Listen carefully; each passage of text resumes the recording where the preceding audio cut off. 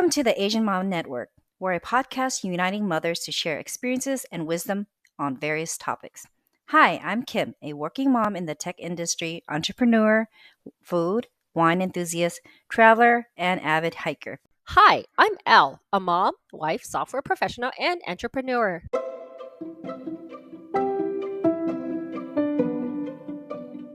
Hi, everyone. Welcome back to another episode of the Asian Mama Network. And today we'll be diving into the enchanting world of the Lunar New Year. And this year will be the year of the wood dragon.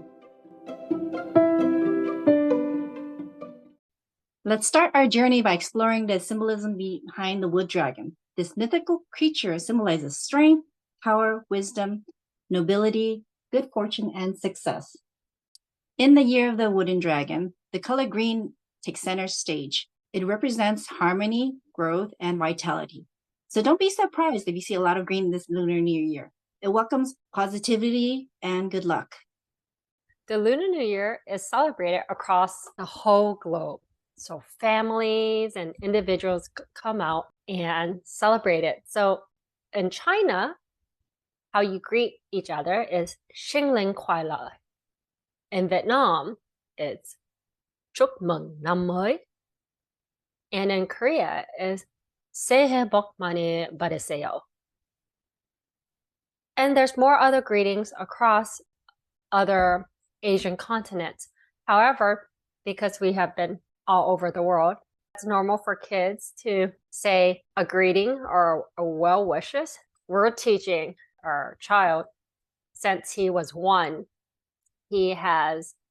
My colleague gave us these cute Asian traditional garments for our boys from 1, 2, and 3. So every New Year, we'll dress him up and he'll get a red envelope, which is a sign of good fortune that the elders give to the young. And as he gets older, we try to teach him certain sayings, such as, Happy New Year, or wish you good health and good fortune for their year. But so far, it's been in English. We haven't taught him in Chinese or Vietnamese. So how about your family, Kim? For Lunar New Year, we usually hang up decorations are in red and hanging red lanterns, and the kids would play with the lanterns, and we'd go to a lot of Lunar New Year festivals that are nearby. And also not only, the red envelopes from the elders and stuff, the money's supposed to bring good luck, right, Elle? Yeah, it's for good fortune for the coming year. So you start off on a positive foot. That's how they see it as. Yes. Mhm. Yes. And we'd also, at those Lunar New Year festivals, we'd also watch the firecrackers and the lion dances, right? Eating the cabbages and everything like that. I believe that cabbage represents, what is that, good fortune? Was it the earth? Yes, so there's for Asian cultures, it's always the promotion of good fortune. There was a comedian that went over the Shinling Kuaila. It doesn't mean really it doesn't directly translate to Happy New Year. It's really translates to have more money. The auspiciousness, the luck is more for wealth, which is a good sign of success in the Asian culture. So, and that red and even the green this year symbolizes good fortune, which would go towards, which is equated to success and power. And money, of course. It's all about money, right? Bringing more money for the new year. However, even with the money, it's actually a familial holiday, like the American Christmas, right? Or the American celebration of Thanksgiving. The Lunar New Year brings families together. That's the one celebration where families come together to celebrate for a positive celebration, right? Aside from weddings, but New Year is everyone. It's on both sides. So yes, that's it's when joyful. we, all the families gather together during Lunar New Year to just to eat all of goody foods, and all the foods have represent good luck and prosperity and everything in each of the dishes. and just the whole gathering of the whole family that you see like once or twice a year, right now. And also paying respects to those who has passed. So, Yes, mhm. some families have the tradition to visiting temples and to light incense or bring food and stuff like that to the altars and stuff like that of their ancestors as well, right? Yes. So growing up Catholic, you're not supposed to believe in all these things. But for my parents, because, they grew up Catholic, my mom grew up like no religion, like maybe Buddhism way of life, and father was Catholic. And so, of course, he had us go to church. But one thing he didn't take from us is our culture. And that's what Lunar New Year is. And even if we're going to temples, it's not that we were praying to anybody. There's just Buddha there. We didn't pray to Buddha. But as a kid, I remember we had paper lanterns. I don't know about you, but that was my favorite part of the New Year. It's like burning my lantern and saying next year, I won't burn my lantern. So, Yeah, I remember the little candles and the lanterns, and they would, you just accidentally burn a hole in them because mhm. the candle just wobbles around and you're just running around with them when you were Yeah, little. yeah. It's just like a wooden stick and a wire and a very fragile paper lantern. Yeah, but the paper lanterns, symbolize your wishes, going to the heavens. Because sometimes, Whoa. yeah. Oh, I was burning up my wishes. Jeez, that's worse. Yeah, well, uh, our kids doesn't have that because I think now there's more regulations and safety. No, just lanterns. Some countries do the paper lantern thing and release it into the air, and they float into Ah, the air, right? I So see. it's like they're bringing the wishes going to the heavens above. Hmm, That's a representation, I guess. I see. If only they Mhm. knew if it fell back down and littered other areas. But yeah, but there's a certain time I think later on when I did frequent one New Year festival, it was in Little Saigon. I think there's no fire anymore. It was like LED. It was something like more safe. I was surprised. I was like, what? We used to have fires lit in here. Yeah, Hmm. afraid of fires. Yeah. Yeah. And yes, you're mentioning the Lunar New Year festivities. We highly recommend if you're in an area or close to an area that has it, it's worth just looking at and having your kids go look at those fire lion dances. They're free. Or look at the dragon dance. And they might. And the fun part also is the drums. Have you seen those drum performances too, Kim? Yes. Uh-huh.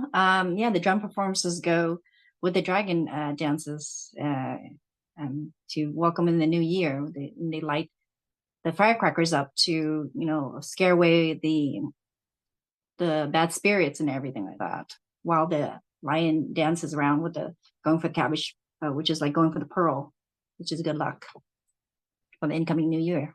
Yeah, so everything about the Lunar New Year is very traditional of cleaning out the bad luck, the bad spirits, whatever you have in your home. And you have to do that before New Year's week because Lunar New Year is multi-day celebration. Here in in the States, it's like, oh, you get a day. And if you're lucky, you get a day and it's celebrated at your place of work. Yep. In China, they celebrate a whole month, and they take a Oh, whole month yeah. to travel back to their, hometown and families and stuff to celebrate the whole New Year, Lunar New Year, just to, get in touch with everyone, all the families they haven't seen, and just to eat a lot of good food. So, like a lot of the food has a lot of, symbolic. They're all symbolic, like dumplings and like what is it, tangerines or oranges are around good luck, So anything that's and round is good yeah, luck, right? or like noodles, represent longevity because they're long and everything. And fish, I think the name in Chinese, the name of fish it symbolizes long life and stuff like that. Dumplings as well. Dumpling symbolizes good luck. And foods to avoid, right? There's lucky food and there's unlucky food. So the lucky food was round and long. The inauspicious or unlucky food is anything that is white, because white usually symbolizes the end of something. So tofu, eggs, rice, cauliflower, and anything white should not be on a Lunar New Year's table. Lunar New Year's table spread should be vivacious and colorful. Yeah, but rice balls, I think, are the traditional rice balls and sweet syrup are like good luck because they're round. It's because it's in sweet syrup. It doesn't look Yep. white anymore. That's why they put the sweet syrup. Yep. Yeah. And So, egg rolls or spring rolls are good luck too. so other things during Chinese New Year that your kids might be interested, but is aside from the firecrackers, the lion dance, the traditional dragon performance, any cultural dances, or wushu exhibitions. Of course, your kids might, or yourself even, catch your older adults playing mahjong, or if anyone who is into mahjong, it doesn't always have to be older folks, but the older generation knows it and plays it better. That's for sure. Yeah, they play mahjong or any, I think, card games and stuff during the Lunar New Year just to, you know, get some good luck coming in for the new year. As a kid, instead of mahjong and other things, I would lose my Chinese New Year money playing this game with 6 pieces. In Vietnamese is bao gu ga go, which means there's like a bao, like a gourd, a tiger, a crab, and you place your money on it, and then you shake the dice with the animals. So I started gambling at a young age, and that's why as an adult I do not gamble, because I don't like the feeling of losing my money so easily. Yeah. Did you ever play that game as a kid? No, I think I just, focus on eating. Oh, yeah, you've always been a foodie. Yeah. But But yeah. yeah, if they have that, I would I don't know if I even have that game. Yeah. I would introduce, I maybe not now because I have like a preschooler, and that's too young to introduce into the life of gambling. But at 1 years old, at a Lunar New Year dinner, he would, if my husband was gave him like, you have a red envelope from your great grandmother and you have this toy from your auntie, you put it in front of him. Which one do you choose? And he always gravitated towards the red uh hongbao or lisi and Mhm. a red envelope, and he loved that, and he liked that more than the toy, and we're like, good job, always go for the red envelope. So I'm so proud of my son. Still goes Yeah. for the red envelope. Yeah. So then, like, not only mahjong, but people also play, Chinese poker or blackjack or what else do they play? Big Two. You ever played Big Two? Oh, Yeah, see, as an adult, yeah, those card games, like I say, I lose my money, and I did learn from my younger age, so I don't play it as much, but I do see people play and I do watch. Mhm. or they play what else was it? Chinese chess or what is it? 13, right? That card game, 13, Mhm. and play other games too, right? The Chinese bingo or there's other, what is it? The dice game. I forgot the name of the dice game. Oh, do you remember that dice game? There's a lot of dice game. What dice game is this? I forgot. It's the one that a lot of Vietnamese people play. You got to do doubles, get doubles each time or something like that. Is it cards and dices? I'm not sure. I'm not really into gambling or playing dice games and stuff. I, I, I, yeah, since I've grown up, I've just only gravitated towards poker and craps. That's Mhm. Yeah, I can only win people money or slowly lose my money in poker. We'll see. Yeah. Or they also like, yeah, money hunting. Like they would put little coins into envelopes and they, have the kids go on a money hunting game and see how many envelopes they find around the place, right? Or the Oh, that's a house. cute idea. That's a cute idea. I Huh. remember that one. Oh. Yeah, there's definitely more free activities for the family, and it's really just searching around and around the local side. Or from what you're saying, if you throw a Lunar New Year party at your house, don't forget the red decorations. Don't forget the red lanterns. Uh-huh. And the little firecrackers. Or the little popping things you throw on the ground and it would make the popping noise. Remember those? Yes, love those. Yeah. Yeah. Um, Younger kids like those more than the sparklers. So yeah, because then and the noise it makes, right? And then you would step on them, right?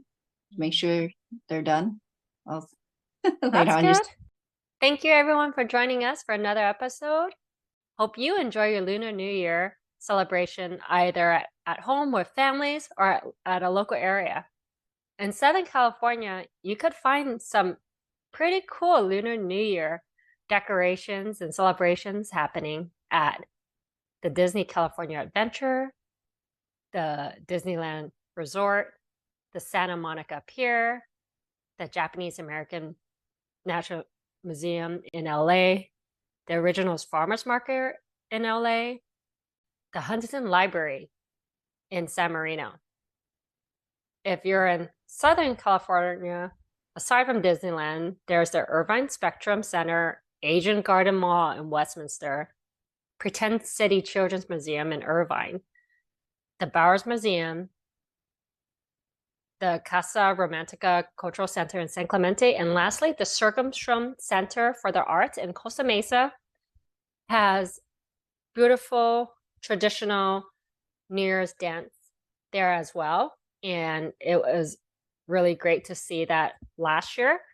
From our family to your family, wishing you a joyous and rich Lunar New Year.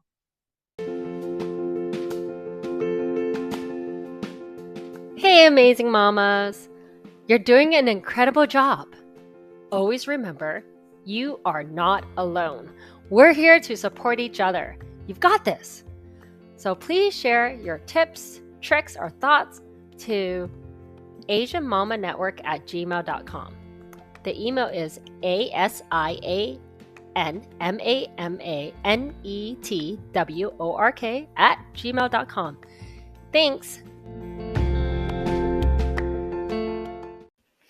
Hey there! We want to remind all of you that anything you hear on this podcast, whether it be from us or our guests, is solely for educational and entertainment purposes. This podcast is not a substitute for advice from professional coaches, therapists, physicians, or any other qualified professionals.